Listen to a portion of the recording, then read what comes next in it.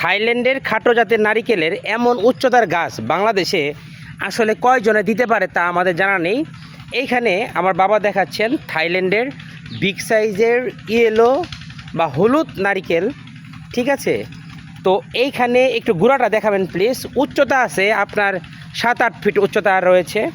এটা গুঁড়াটা দেখবেন, এগুলোর প্রাইস একটু বেশি পড়বে ভাই। উঁচু যেগুলো এগুলোর এক ধরনের প্রাইস। একটু গুঁড়াটা দেখেন, কাঠ হচ্ছে, কাঠ হয়ে যাচ্ছে যে সুপা মানে আঁশ জমতেছে তো নাকি? এই যে কাঠ সুবা হয়ে গেছে যে। তো ওই ইত্যাদি এগ্রি কখনো আপনাকে মিথ্যা আশ্বস্ত করে না। এটা 3.5 থেকে 4 বছরের মাঝে কি আসবে নারিকেল ইনশাল্লাহ চলে আসবে আল্লাহর রহমতে। মিঠা পানির একটু সবুজটা দেখান, সবুজটা যে কাঠ হচ্ছে, হ্যাঁ প্রায় 9 ফুট উঁচু হয়ে গেছে। 9 ফুট উঁচা হয়ে গেছে, ওটা 7 ফুট। এই দেখেন আমার নতুন বের হচ্ছে, শাখার বের হচ্ছে। আপনি একটু এটা দেখান, গুড়াটা দেখে সবুজ গুঁড়াটা দেখান। এই নারিকেলের একটু গুঁড়াটা দেখান প্লিজ।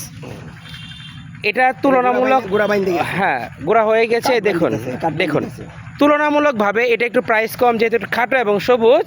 যার যেটা পছন্দ হলুদ বা সবুজ, দেখুন এটা একটু দেখান। দেখান থাইল্যান্ডের নারিকেলের, এটা নারিকেলের সাইজ দেখলে বুঝবেন থাই নারিকেল। এই গুড়া মোটা হয়ে যায়, হ্যাঁ গোড়া মোটা হয়ে যাচ্ছে, বের হচ্ছে। তো বুঝলে যারা বুঝে মূলত তারা সামান্য সঠিক জাত মানের মাতৃক কলম চারা, বিভিন্ন ধরনের ফলের চারা, আমদানিকৃত চারা গাছ, বীজের চারা গাছ, সব ধরনের চারা 2019 সাল থেকে আমরা আপনাদেরকে দিয়ে আসছি। আমাদের সার্বিক ভিডিও দেওয়া আছে, এটা একটি ফলো আপ ভিডিও ছিল। এক ভদ্রলোক নিচ্ছেন, তো আমার বাবা দেখালেন। আসসালামু আলাইকুম। থাই খাটো বা বামন জাতের নারিকেলের চারা গাছ।